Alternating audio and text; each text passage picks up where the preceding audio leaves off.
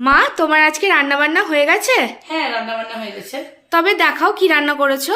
দেখাও। তাহলে শুভ দুপুর বন্ধুরা, রান্না বান্না কমপ্লিট করে আপনাদের সামনে চলে এসেছি নতুন একটা ভিডিও নিয়ে।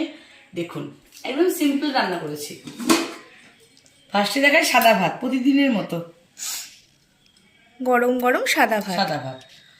এখন তো ঠান্ডা পড়েছে, গরম ভাতও ঠান্ডা হয়ে যাচ্ছে। আর এই যে মুসুর ডাল, রসুন পেঁয়াজ দিয়ে ফোড়ন দিয়েছি, 5 ফোড়ন দিয়েছি, দিয়ে মুসুর ডাল। আর এখানে আছে, দাঁড়াও এটা দেখাবা, তাহলে এটা এখানে আছে ওল সেদ্ধ, এই যে ওল সেদ্ধ, লবণ আর লেবু দিয়ে মাখা, প্লেন, কোনো কিছু দেওয়া নেই। আর এখানে আছে পেঁপে সেদ্ধ। পেঁপে সেদ্ধ আছে এখানে। পেঁপে সেদ্ধটা আমি খাই প্রতিদিন, ওই জন্য পেঁপে সেদ্ধটা দেই। আর এখানে আছে কুমড়ো, আলু, পটল, চিংড়ি মাছ দিয়ে একটা তরকারি। এখানে একটা কাটা মাছও আছে, একটা রুই মাছ দেওয়াও আছে।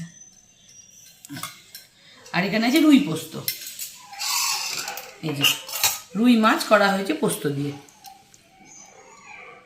রুই পোস্ত ভীষণ টেস্ট হয়েছে, আমি টেস্ট করে দেখেছি। দেখতে খুব সুন্দর হয়েছে রান্নাটা, খেতেও আশা করি খুব ভালো হবে। রুই পোস্ত খেতে ভালোই হয়, পোস্ত দিয়ে যে রান্নাটাই করা যাবে সেটাই টেস্ট, কেন পোস্তরই এত টেস্ট।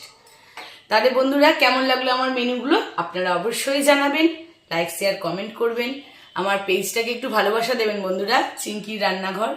আর আমার ইউটিউব চ্যানেল থেকে দেখলে একটা সাবস্ক্রাইব করে দেবেন, চিঙ্কি দাস ব্লগস। আপনারা একবার গিয়ে আমার ইউটিউব চ্যানেলটা ভিজিট করবেন বন্ধুরা, ওখানে সুন্দর সুন্দর ভিডিও প্রেজেন্ট হয়, আপনাদের নিশ্চয়ই ভালো লাগবে। তাহলে বন্ধুরা, আপনারা সবাই ভালো থাকবেন, টাটা।